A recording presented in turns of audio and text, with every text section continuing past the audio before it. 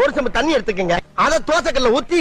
அதுக்குன்னு வழக்கமா ஒரு விளக்கமாறு வச்சிருப்பீங்கல்ல, ஆமாங்க, அத அடிப்பக்கமா திருப்பி வரட்டு வரட்டு வரட்டுன்னு ஒரு 4 இழுப்பு இழுத்து சரிங்க, நல்லா கழுவி விட்டுருங்க. சரிங்க. ஒரு கிண்ண நிறைய மாவு எடுத்து பெரிய ரவுண்டாவும் இல்லாம சின்ன ரவுண்டாவும் இல்லாம சரிங்க, பொதுவா ஒரு ரவுண்ட ஊத்தி 4-5 வெங்காயத்தை போட்டு அள்ளி பொடி பொடி பொடியா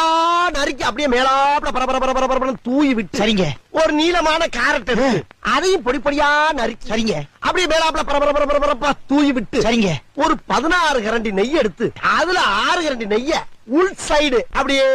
லேசா விளாவி விட்டு, சரிங்க, 10 கரண்டி நெய்ய தோசைக்கு வெளி சைடு அப்படியே